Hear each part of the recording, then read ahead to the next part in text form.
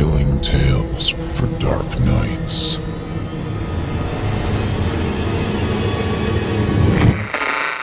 Want to make sure you never miss a Chilling Tales for Dark Nights video again? Be sure to subscribe and hit that bell to turn on notifications. Vanishing Act. Written by Groshek. Narrated by Jason Hill. Part 2. To this day, I don't know what came over me, but as the cops entered the room, I was overwhelmed with the idea that they meant me harm, and I broke into a sprint, heading toward the fire doors on the opposite side of the gym. "Dad! Dad!" Pete called out to me. "Where are you going, Dad?" The next minute or so was an absolute blur. I realized on some level that Jacob was crying and Pete was frantically calling out to me. I heard the police telling me to stop, saying they only wanted to speak to me and that I wasn't in trouble. It all blended together into a murky fog, however, as my fight-or-flight reflex kicked into overdrive. The feeling that I had done something wrong was overwhelming. The next thing I knew, I was hurtling to the exit doors without a coat, into the frigid winter air.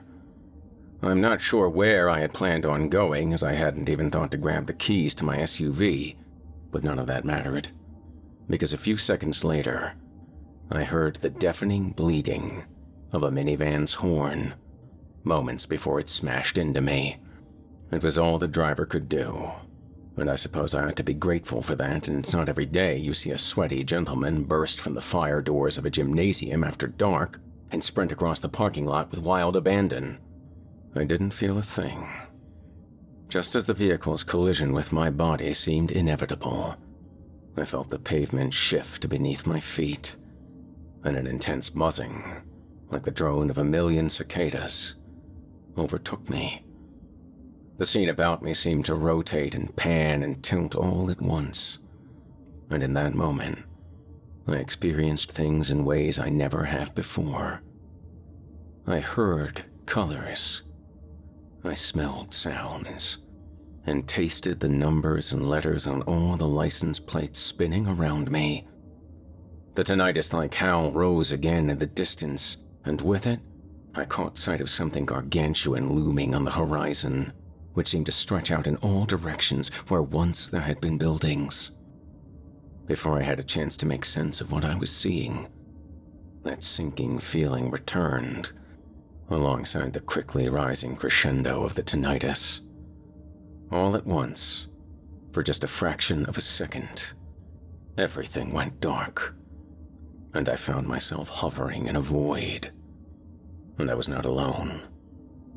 Flanking me on all sides were a number of entities with indistinguishable features, and yet, somehow, I found them familiar. Whoever they were not afraid of me. Instead, they looked upon me with curiosity. I returned their gaze, realizing that in spite of their lack of eyes, they were far from sightless. I peered at them for what felt like an eternity, but which was, in all likelihood, only the briefest of moments. The next thing I knew, I was back in the parking lot, expecting to see a Chrysler minivan inches from putting me into traction, or worse. But that's not what happened. The vehicle, which was previously blaring its horn and skidding across 1.5 inches of packed-down snow and ice, was no longer on a collision course with me, but had already passed by, and was now losing control. Other than myself, there didn't seem to be any other witnesses. Spinning around, I watched helplessly as the minivan swerved left and then right, as if still trying to avoid me, and then smash into a row of neighboring automobiles, only to straighten out and plow through a landscape divider, up and over a curb, across a sidewalk, and into one of the busiest streets in town. It finally rolled to a stop with its back end still covering a portion of the sidewalk. It had narrowly avoided mowing down a college-aged couple on their walk back from a beer run. When I realized that no one had been injured, I took a deep breath and sighed in relief. Behind me, 2 police officers had burst through the YMCA's fire exit doors and caught up to me, no longer asking but telling me to stop where I was. Close behind them were my sons and a cluster of looky-loos. An unbearable sense of dread once again settled upon me, but before I could do anything drastic this time, everyone's attention was drawn to Business 22, the commercial avenue the totaled minivan had come to rest on. Someone was honking again. I mean, really laying on their horn. The unmistakable sound of a big rig semi-trailer's final warning echoed through the frosty night air.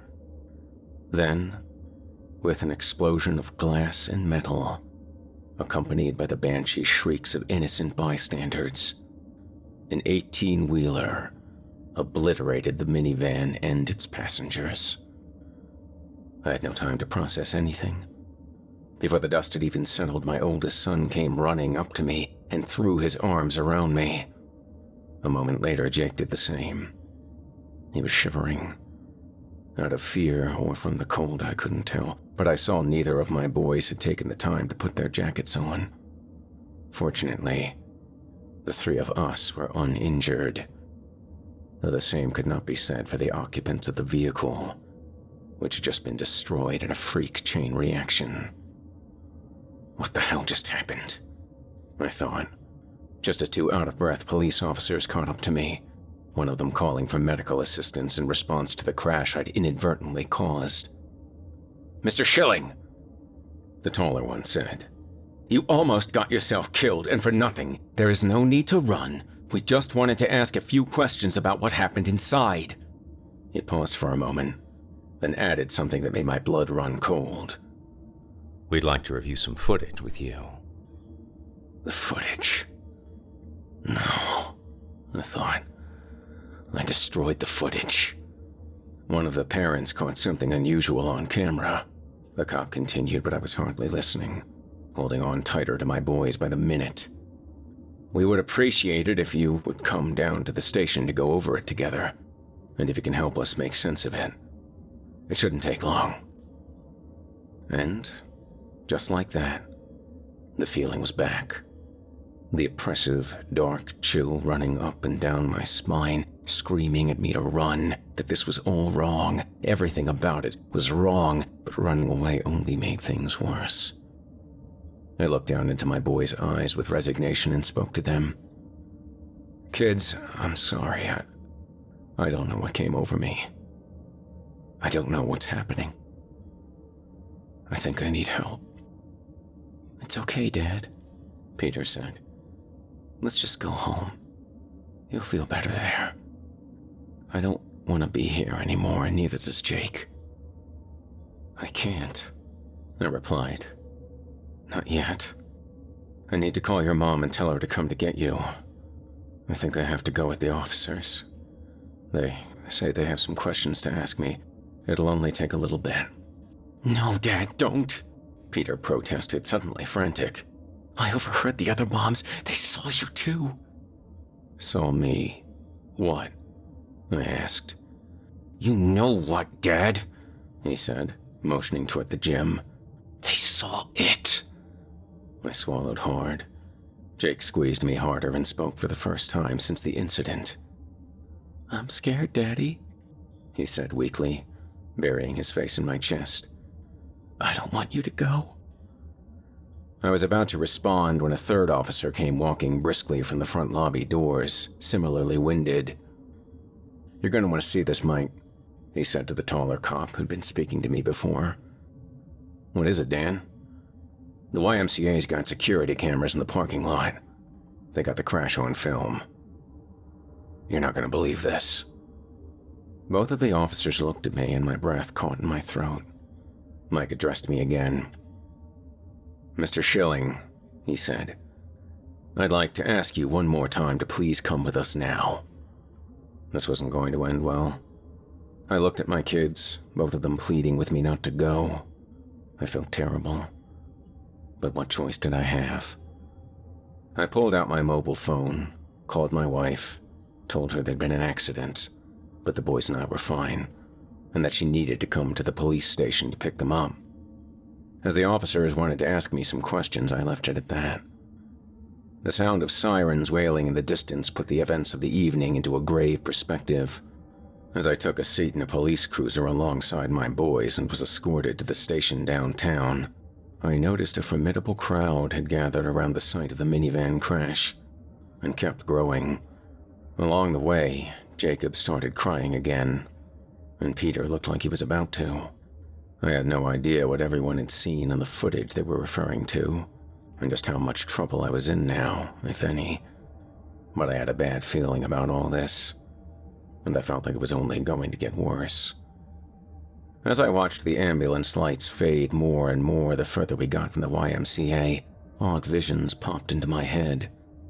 In them, I hadn't avoided the minivan at all, and I saw in vivid detail as my body was rolled under its front wheels and crushed.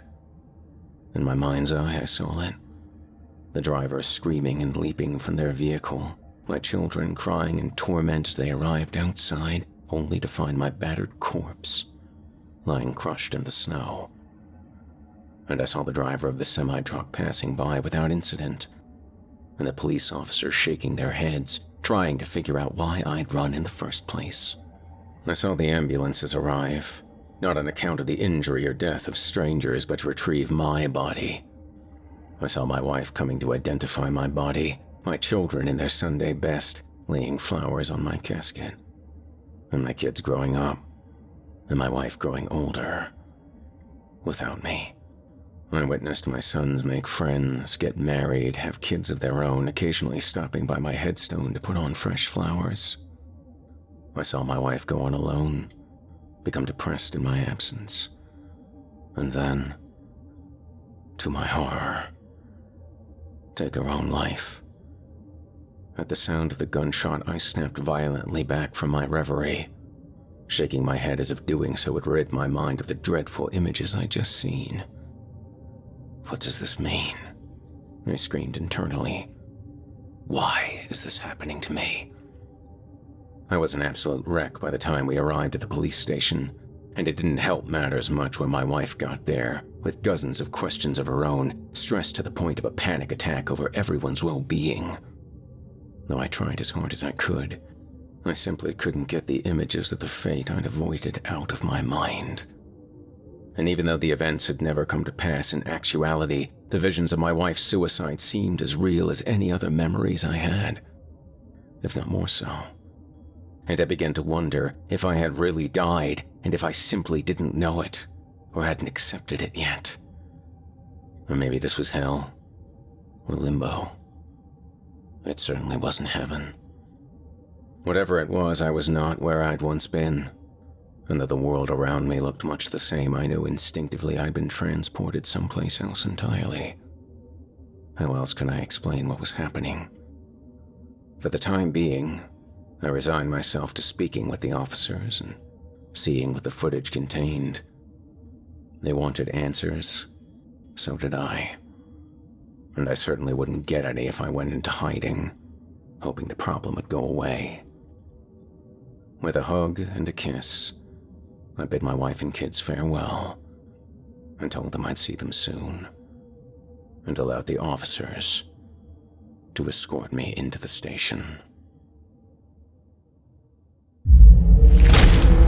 Chilling tales for dark nights.